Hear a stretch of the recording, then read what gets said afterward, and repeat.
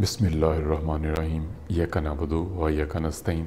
आज हम types of markets पढ़ेंगे, कितनी टाइप्स की मार्केट्स होती हैं और उनका आपस में डिफरेंस क्या होता है, ये हम इसमें स्टडी करेंगे। ठीक है, तो टाइप्स ऑफ मार्केट, तीन तरह की मार्केट्स होती हैं, जिसमें आपके पास परफेक्ट मार्केट्स होती हैं, आपकी मोनोपोलिस्टिक और कंपटीशन होता है, और आपकी मोनोपोली होती है। ये आपके तीन टाइप्स की मार्केट्स होती हैं। पहले हम परफेक्ट और इम्परफेक्ट मार्केट्स के बारे में, इनका डिफरेंस पढ़ेंगे। ठीक है ना। परफेक्ट मार्केट क्या होती है? ऐसी मार्केट जिसमें बहुत ज़्यादा सप्लायर्स होते हैं और बहुत ज़्यादा आपके पास कंज्यूमर्स होते हैं, ख़रीदने वाले बहुत ज़्यादा होते हैं, उसको परफेक्ट मार्केट कहते हैं। ये इसकी पहली कंडीशन है। दूसरी कंडीशन ये है जहाँ पे जो प्रोडक्ट है वो एक दूसरे से कोई डिफ्रेंशिएटेड नहीं होती, दूसरे से मुख्तलिफ नहीं होती क्वालिटी वाइज। ठीक है ना, मिलती जुलती क्वालिटीज़ की जो प्रोडक्ट्स होती हैं, ठीक है ना, तो वो परफेक्ट मार्केट आपके पास होती है, मतलब होमोजीनियस प्रोडक्ट, एक जैसी प्रोडक्ट होती हैं। ठीक है। तीसरा आपके पास इसमें पॉइंट और परफेक्ट मार्केट के लिए ज़रूरी है कि परफेक्ट मार्केट में जो सप्लायर होता है और जो आपके पास कस्टमर होता है, उसके पास प्रोडक्ट का प्राइसेस का परफेक्ट नॉलेज होना चाहिए, तो वो आपकी परफेक्ट मार्केट मानी जाती है। तीसरा और चौथा इसका पॉइंट जो है कि इस मार्केट के अंदर कंपटीशन ज़्यादा होना चाहिए। ठीक है ना, और उसके बाद उसमें एंट्री और एग्ज़िट के बैरियर्स नहीं होने चाहिए, मतलब इजीली कोई फर्म लग सकती हो, कंपनी लग सकती हो, इतने बड़े लेवल पे उस पर इन्वेस्टमेंट्स नहीं चाहिए हो। जैसे आपके पास सीमेंट इंडस्ट्री है तो उसमें बहुत ज़्यादा इन्वेस्टमेंट्स चाहिए होती है, और जब आप सीमेंट इंडस्ट्री से अगर आप एग्ज़िट करना चाहो तो आपके बहुत लॉसेस होते हैं, क्योंकि हैवी इन्वेस्टमेंट्स हुई होती हैं और उसको बाय करने को भी कोई ईजिली तैयार नहीं होता। ठीक है, और ये आपके पास सारी चीज़ें होनी चाहिए। ठीक है, तो आपकी चार के चार पॉइंट्स अगर किसी मार्केट के अंदर एग्जिस्ट करते हैं तो उसको आइडियल मार्केट्स कहते हैं, उसको परफेक्ट मार्केट कहते हैं। ठीक है ना, ये आइडियल पोजिशन में होते हैं। ठीक है, लेकिन एक्चुअल में ऐसा एग्जिस्ट नहीं कर रहा होता। तो हमने जो प्राइस इलास्टिसिटी ऑफ डिमांड पढ़ा था सप्लाई का, और ये सारा कुछ परफेक्ट मार्केट के ऊपर इम्प्लीमेंटेशन उसकी एग्जिस्ट कर रही होती है। ठीक है, और इम्परफेक्ट मार्केट के ऊपर ऐसी चीज़ें नहीं एग्जिस्ट करती। ठीक है, अप्लाई नहीं होती। तो इम्परफेक्ट मार्केट आपके पास डिफरेंट टाइप्स की होती है। उसमें आपके पास तीन टाइप्स हैं इम्परफेक्ट मार्केट की। मोनोपोली आपके पास है, मोनोपोलिस्टिक कंपटीशन और ओलिगोपोलीज। ठीक है, तो वन बाय वन हम इस पर देखेंगे। ठीक है ना, और कंपटीशंस के अंदर आप जो सेलर होता है, ठीक है ना, वो चार चीज़ों को लेकर रहा होता है। ठीक है, आपके पास उसमें 4 P's इसको कहते हैं, product, price, placement and promotions. ठीक है ना, तो ये हम नेक्स्ट चैप्टर्स के अंदर इसको स्टडी करेंगे, ये क्या चीज़ें होती हैं। 4 P's और 7 P's आ गए हुए हैं, तो सेल वॉल्यूम्स को हर कोई अपनी इंक्रीज़ करना चाहता है इसी 4 P's के ब्लेंड के साथ, इसी को मिक्सअप करके, इसी का मिक्सचर लेके, तो अपने प्रोडक्ट्स को, अपने सेल वॉल्यूम्स को, अपने मार्केट शेयर्स को, कंपीटेटर्स जो होते हैं वो हमेशा इंक्रीज़ करना चाह रहे होते हैं और इकोनॉमीज़ ऑफ सेल लेके आना चाह रहे होते हैं, ताकि ज़्यादा मकदार के अंदर चीज़ को बना के सेल कर सकें। और अब हम इसकी वन बाय वन इसको डिफ़ाइन करते हैं। ठीक है ना, तो सबसे पहले इम्परफेक्ट मार्केट में पहली मार्केट आपके पास होती है मोनोपोली। तो वापडा की मोनोपोली है, सिंपल सी एग्जांपल है। ठीक है ना, और उसके बाद आपके पास है एक इब्राहिम फाइबर कंपनी है, वो PSF बनाती है, पॉलिस्टर स्टापल फाइबर। ठीक है, उनकी मोनोपोली है।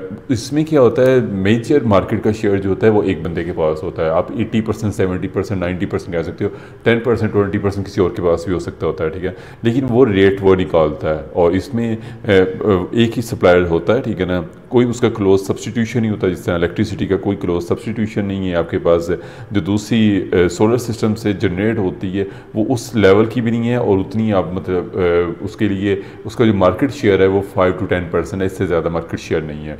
मैक्सिमम लोग जो हैं वो यही यूज़ करें, वापडा को यूज़ करें, और इसीलिए उनके रेट्स भी इतने हाई होते हैं, वो जो मर्ज़ी अपना रेट निकालें, जितना मर्ज़ी प्रॉफिट कमाएँ। ठीक है ना, मोनोपोली के अंदर ये होता है। ठीक है, कंपटीशन लैक होता है, लैक ऑफ कंपटीशन होता है, प्राइसेस फ्री होती है मार्केट के अंदर। मोनोपोलिस्टिक मोनोपोली जिस बंदे के पास होती है, जिस कंपनी के पास होती है, वो अपनी प्राइसेस को सेट करता है। ठीक है ना, और इसमें बैरियर्स ऑफ एंट्री जो होते हैं वो हाई होते हैं। ठीक है, आपको पूरा सेटअप लगाना पड़ता है। ठीक है ना, जिस तरह आपके पास PT सेल है, अब उसके कंपटीटर्स आ रहे हैं, लेकिन उतना अभी भी नहीं है। मेजर जो है वो PT सेल का पूरा एक सेटअप क्रिएट हुआ हुआ है, जिसमें उनकी वायर्स पूरे मुल्क के अंदर बिछी हुई हैं। ठीक है, जिसकी वजह से उनकी मोनोपोली है। नेक्स्ट आपके पास आ जाता है मोनोपोलिस्टिक कंपटीशन। ठीक है,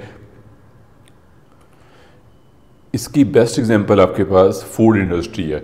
जिसमें हर जो फूड प्रोवाइडर है, ठीक है ना, उसकी अपनी किसी ख़ास प्रोडक्ट की रेसिपी होती है जिसको डिफरेंट रेसिपी मिक्स के ज़रिए वो क्रिएट करता है और वो अपनी सेपरेट चार्ज करता है, अपनी अमाउंट चार्ज करता है, ठीक है ना। मतलब वो 10 प्रोडक्ट्स अगर बना रहा है, हो सकता है उसकी कोई एक या दो स्पेशल हो, तो जो स्पेशल उसकी प्रोडक्ट होगी वो उसका हाई चार्ज करेंगे, लोग ज़्यादा वही यूज़ करेंगे, ठीक है। तो इसको मोनोपोलिस्टिक कंपटीशन बोलते हैं, ठीक है ना। तो ये मार्केट में डिफरेंट कंपटीटर्स होते हैं, कंपटीशन एग्जिस्ट कर रहा होता है, ठीक है ना। लेकिन कस्टमर जो होते हैं उनके पास एक ही तरह के कस्टमर होते हैं, ठीक है ना, लेकिन उन्होंने उनको अट्रैक्ट करना होता है अपनी फूड के ज़रिए, ठीक है ना। तो हर बिज़नेस के अंदर इंडिपेंडेंट डिसीजंस किए जाते हैं, इसमें जो भी जिस भी प्राइस के ऊपर सेल करना चाहे अपनी प्रोडक्ट वो कर सकता होता है, ठीक है ना। और कोई इसमें बैरियर्स नहीं होते एंट्री के एग्जिट के, कोई भी बना सकता होता है, ठीक है ना। और उसके बाद प्रोडक्ट्स जो होती है वो दूसरे बिजनेस की प्रोडक्ट्स के साथ टोटली डिफ्रेंशिएट करती है टेस्ट के एतबार से, जिसकी वजह से मतलब कस्टमर जो उसको अगर बेटर समझते हैं तो कस्टमर उसकी तरफ स्विच होते हैं, ठीक है ना। बहुत बड़ी मकदार के अंदर इसमें कंपटीशन एग्जिस्ट कर रहा होता है, ठीक है ना। लेकिन आपको अपनी प्रोडक्ट को सेल करने के लिए इसमें ह्यूज हैवी एडवर्टाइजमेंट करनी पड़ती होती है। और लास्ट आपके पास ओलिगोपोलीज है, ठीक है। ओलिगोपोलीज के अंदर 2 से लेके 6 तक आपके पास जो सप्लायर होते हैं, मेजर सप्लायर जो होते हैं, वो मिल के अपनी प्राइस निकालते हैं, ठीक है ना। वो मार्केट को कंट्रोल कर रहे होते हैं 2 से 6 तक। अगर 2 सप्लायर्स होंगे तो आपके पास उसको डुप्लीस कहेंगे, मतलब 2 मैन्युफैक्चरर या 2 सप्लायर्स अगर होंगे तो हम उसको डुप्लीस कहेंगे।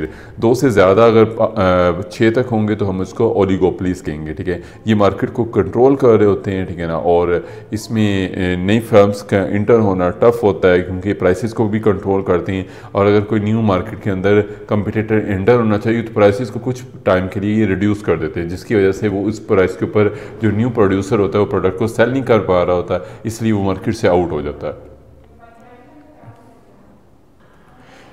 इसकी नेक्स्ट एग्जांपल जो इन्होंने दी हुई है वो फार्मास्यूटिकल कंपनीज़ हैं, मेडिसिन बनाने वाली कंपनी जो होती हैं, इनकी रिसर्च कॉस्ट हाई होती है।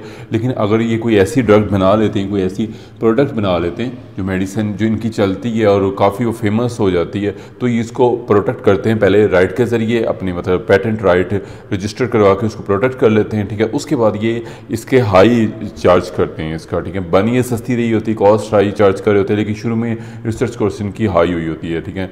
तो ये आपके पास इसमें इसका लीगल वर्जन इसका आ जाता है, इसमें कुछ भी इलीगल नहीं होता, ठीक है ना। प्राइस जो होती है प्रोडक्ट की हाई रखी जाती हैं। और इसमें भी सेम जिस तरह फूड इंडस्ट्री के अंदर है कि हर किसी की अपनी एक डिश फेमस होती है, इसी तरह इनकी भी अपनी एक मेडिसिन जो होती है वो फेमस होती है, उसका मतलब बेहतर क्वालिटी उसकी होती है, ठीक है, जिसकी बेस पे वो ज़्यादा बिक रही होती है। Hope you like the video, तो काइंडली सब्सक्राइब इट। अल्लाह हाफिज़। नेक्स्ट हम मैक्रो इकोनॉमिक्स करेंगे, ठीक है।